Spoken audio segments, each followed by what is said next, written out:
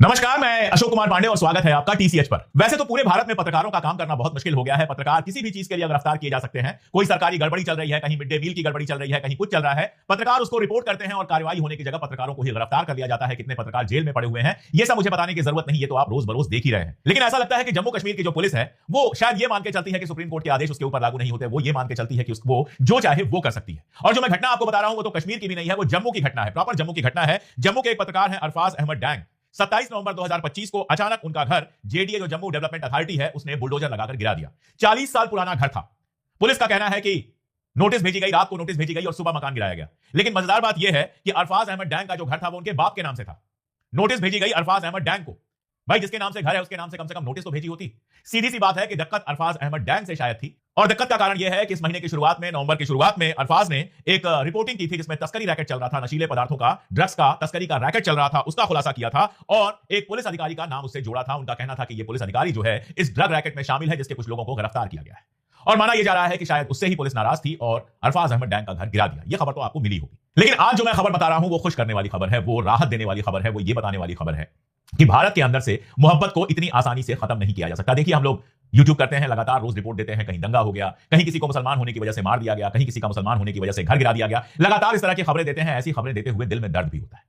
यह देश जिसको बड़ी मुश्किल से बनाया गया था, हमारे पुरखों ने बड़ी मेहनत से बनाया था, जहां हिंदू मुस्लिम इत्तेहाद की बातें होती थी, जहां अनेकता में एकता की बातें होती थी, जहां लगातार मोहब्बत की बात होती थी, पिछले कुछ वर्षों में इतनी ज्यादा नफरत फैल गई है कि उसकी रिपोर्टिंग करते हुए भी दिल में दर्द होता है। लेकिन आज बहुत दिनों बाद एक ऐसी घटना मिली है, इसलिए मैंने कहा मैं इस पर वीडियो जरूर बनाऊंगा। भले ये बहुत चमकने वाली खबर ना हो, बहुत ये वायरल होने वाली खबर ना हो, लेकिन खूबसूरत खबर है, इसलिए मैं आप तक लेकर आया हूं। आपको मैंने बताया कि अरफाज का घर गिरा दिया गया था। अरफाज के पड़ोसी हैं कुलदीप शर्मा। बताने की जरूरत नहीं है, कुलदीप शर्मा और अरफाज का जो रिलीजन है, धर्म है, वो अलग अलग है। अरफाज मुस्लिम है तो कुलदीप साहब जो है वो हिंदू है। जब उन्होंने अपने सामने 40 साल पुराना घर टूटते हुए देखा, उन्होंने देखा कि अरफाज के छोटे छोटे बच्चे, उनकी बीबी, उनकी मां, उनके बुजुर्ग बाप, ये सब रातों रात बेघर हो गए। घर बदलने का, सामान हटाने का भी इनको मौका नहीं दिया गया। तो उसी समय उन्होंने कहा कि मैं 5 मरला जमीन, मरला वहां पर जैसे हमारे यहां फीट और सब कुछ होता है, वहां मरला होता है, उन्होंने कहा कि मैं अपनी 5 मरला जमीन अरफाज को दे रहा हूं, अरफाज की फैमिली को दे रहा हूं। दूंगा। मैंने आपसे बार बार बोला मैं भीख मांग के भी इनका घर बनवाऊंगा, चाहे कुछ भी हो जाए। ये 5 मरले का प्लॉट मैंने सोचा था, जो बहुत कुछ सोचता आदमी, मैं आज अपने भाई को अपनी बेटी के हाथों से दिलवा रहा हूँ और रिटर्न में भी दूंगा। और मैं रिटर्न में भी दूंगा। ये 3 मरले का प्लॉट तोड़ा मैं 5 दूंगा, सालों 5 तोड़ा मैं 10 दूंगा। लेकिन ऐसा मत करो, जुल्म मत करो, छोटे से बच्चे को देख लो बेचारा जाता है। 3 मरला जमीन में उनका घर बना हुआ था जिसको तोड़कर गिरा दिया गया, बर्बाद कर दिया गया, जमींदोज कर दिया गया, तबाह कर दिया गया। यह सरकार घर बनवाती तो नहीं है। आपको ऐसे लोग किसी शहर में नहीं मिलेंगे जो सरकार के बनवाए हुए, नए बनवाए हुए घर में रह रहे हो। लेकिन यह सरकार तुड़वाती जरूर है, गिरवाती जरूर है घर, चाहे वो यूपी हो, चाहे एमपी हो। और अब ये जम्मू तक पहुंच गया है। ये नए तरीके का न्याय है जिसमें बुलडोजर लगाकर 40 साल पुराना, 50 साल पुराना, 100 साल पुराना मकान गिरा दिया जाता है और अच्छे खासे लोग रातों रात बेघर हो जाते हैं। कुलदीप शर्मा आगे आए, उन्होंने कहा कि 5 मरला जमीन मैं दे रहा हूं अरफाज के परिवार को, उनकी फैमिली को, और वो वहां पर अपना घर बनाएंगे। मैं घर बनाने में उनकी पूरी मदद करूंगा और मैं अपने हमसाये को, मैं अपने पड़ोसी को बेघर नहीं होने दूंगा। यही वो मोहब्बत है जिसके बेस पर हमारा हिंदुस्तान बना था। हिंदू मुसलमान सदियों से हमसाया रहे हैं, अगल बगल रहने वाले पड़ोसी रहे हैं, एक दूसरे के दुख दर्द में काम आते रहे। और मैं हमेशा कहता हूं कि हिंदू मुस्लिम भाई भाई जैसा नारा मैं नहीं लगाता। मैं ये नारा लगाता हूं कि हम साथ रहना जानते हैं। हम जानते हैं एक हिंदू की तरह मुसलमान के बगल में रहना और मुसलमान की तरह हिंदू के बगल में रहना। ऐसे रहना कि सामने वाले को कोई परेशानी ना हो। ऐसे रहना कि हम अपना धर्म अपने घर में मनाएं, सामने वाला अपना धर्म अपने घर में मनाए, और जब मिले तो दोस्तों की तरह मिले। हम ईद ऐसे मनाएं कि सिवैयां उनके घर पहुंच जाए, वो दिवाली ऐसे मनाएं कि गुजिया हमारे घर में चली आए। ये हमारा संस्कार रहा है। ये हमारा संस्कार रहा है कि धर्म भले अलग अलग हो लेकिन भाई बहन, दोस्त, भतीजे, ऐसे रिश्ते बन जाते हैं। बड़ों का सम्मान करना, छोटों को स्नेह देना और उनका ख्याल करना। मैं जिस छोटे से शहर से आया हूं, वहां अगर मोहल्ले की कोई लड़की रिक्शे के लिए परेशान होती थी, उसको रिक्शा नहीं मिल रहा होता था और धुंधलका छा रहा होता था, तो हम बिना उससे बात किए, वो छोटा शहर था, ऐसे खुल के बात नहीं होती थी, बिना उससे बात किए हम एक रिक्शे का इंतजाम कर देते थे और रिक्शे वाले को कहते थे कि यहां तक छोड़ के आना और बिल्कुल महफूज तरीके से जाना, कोई दिक्कत आई तो बहुत बुरा होगा। और रिक्शे वाला मुस्कुराता हुआ हमारी उस बहन को लेकर घर तक पहुंचा देता था। अगर कोई बुजुर्ग हमें दिख गए तो हम अपनी स्कूटर रोकते थे, उनको पीछे बिठाते थे और अपने मोहल्ले के उस बुजुर्ग को उनके घर तक बिल्कुल अच्छे से पहुंचा के आते थे। और यही व्यवहार सामने वाले हमारे घर के बच्चों और बुजुर्गों के साथ करते थे। और वो हिंदुस्तान था जिसकी कमी हमें कई बार खलती है। लेकिन कुलदीप शर्मा साहब के लिए मैं यहां से सलाम पेश कर रहा हूं, प्रणाम पेश कर रहा हूं। उन्होंने एक मिसाल कायम की है कि एक हमसाये को किस तरह का होना चाहिए, एक पड़ोसी के दिल में किस तरह का दर्द होना चाहिए। शहर के बीच में जमीन कोई छोटी मोटी चीज नहीं है, लेकिन उन्होंने जब देखा कि उनके पड़ोसी का, उनके दोस्त का घर गिरा दिया गया है, तो वो आगे आए और कहे कि मैं जमीन दे रहा हूं, यहां पर इनका घर बनेगा, ये छोटे छोटे बच्चे बेघर नहीं होंगे। काश ये एग्जाम्पल जो है इससे लोग सीखते।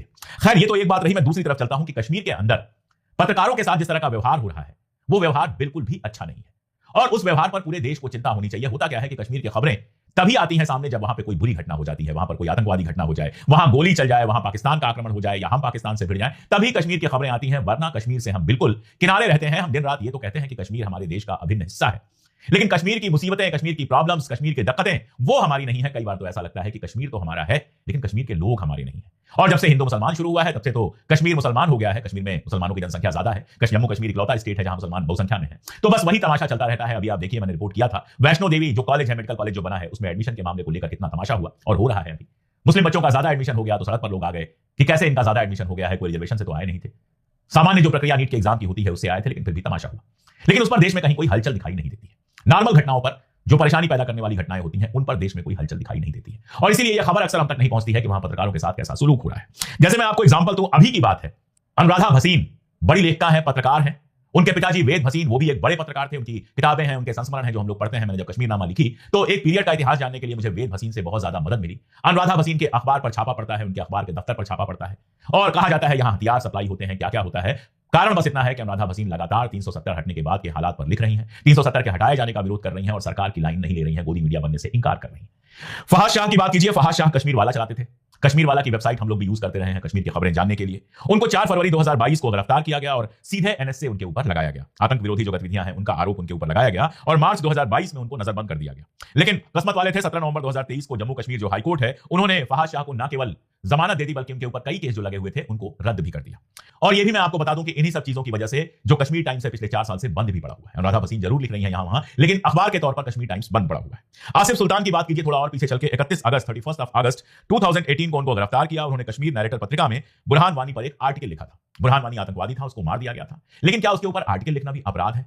क्या उसके बारे में बात करना भी अपराध है? यह अपने आप में बहुत आश्चर्यजनक है। आप देखिए, आसिफ सुल्तान के बारे में मैं आपको बताऊं, आप समझ जाएंगे किस तरह से वहां पर काम हो रहा है कि 27 फरवरी 2004 को 6 साल की उनकी कैद पूरी हुई और उनकी रिहाई का आदेश आया। 29 तारीख को उनको रिहा किया गया, लेकिन 5 घंटे के अंदर उनको दोबारा हिरासत में ले लिया गया। तब से वो जेल में लगातार है। और यही वजह है कि सितंबर 2022 में एमनेस्टी इंटरनेशनल ने कहा कि भारत में जब से 370 हटाया गया है, जम्मू कश्मीर में जो अधिकार है उनका दमन बढ़ा है और कम से कम 60 पत्रकारों और मानवाधिकार कार्यकर्ताओं की उन्होंने लिस्ट बनाई, ह्यूमन राइट एक्टिविस्ट की लिस्ट बनाई जिनके खिलाफ कार्रवाई हुई है। 27 पत्रकार ऐसे हैं जिनको 2019 के बाद गिरफ्तार किया गया है। मैंने आपको सिर्फ 3 एग्जांपल। ह्यूमन राइट वॉच की जुलाई 2024 की रिपोर्ट आई है जिसमें कहा गया है कि कश्मीर में रिप्रेशन हो रहा है। पत्रकार लगातार पुलिस पूछताछ, छापे, धमकी और आंदोलन का सामना कर रहे हैं। दरअसल वहां एक नियम बनाया गया क्या छापना है क्या नहीं छापना है, जिसका बहुत डिटेल में जाने की जगह एक ही मतलब है कि प्रशासन जितना कहे वही छापना है, उसके अलावा कुछ नहीं छापना है। इसलिए बहुत सारे अखबार जो एक जमाने में कश्मीर की आवाज हुआ करते थे, वो अखबार लगभग कश्मीर की आवाज तो क्या सरकार की आवाज या तो बन गए हैं या चुप हो गए हैं। देखिए, डेमोक्रेसी वहां पर आप कह रहे हैं चुनी हुई सरकार है और बिल्कुल है, चुनकर आई है जम्मू कश्मीर की सरकार। लेकिन एक चुनी हुई सरकार, एक डेमोक्रेसी भी तब तक फंक्शन नहीं कर सकती जब तक इंडिपेंडेंट प्रेस नहीं होगा। जब तक इंडिपेंडेंट मीडिया नहीं होगा तब तक सरकार के ऊपर नजर कौन रखेगा? आप अमेरिका में प्रेसिडेंट ट्रंप की प्रेस कॉन्फ्रेंस देखते हैं, उनके मुंह पर पूछ लिया जाता है उनसे सवाल। जोहरान ममदानी जब उनके साथ थे, आपको याद होगा, एक पत्रकार ने जोहरान ममदानी से पूछ लिया कि आपने ट्रंप को फासिस्ट कहा था, क्या अब भी फासिस्ट मानते हैं आप? और मानना पड़ेगा कि ममदानी थोड़ा हिचक रहे थे, लेकिन ट्रंप ने कहा कि नहीं, तुम्हें जो कहना है वो कहो, और ममदानी ने हां कहा। ट्रंप के सामने खड़े होकर ममदानी कहते हैं तुम फासिस्ट हो, पत्रकार सवाल पूछते हैं और हमारे यहां रिपोर्ट छाप देने पर लोगों को गिरफ्तार कर लिया जाता है।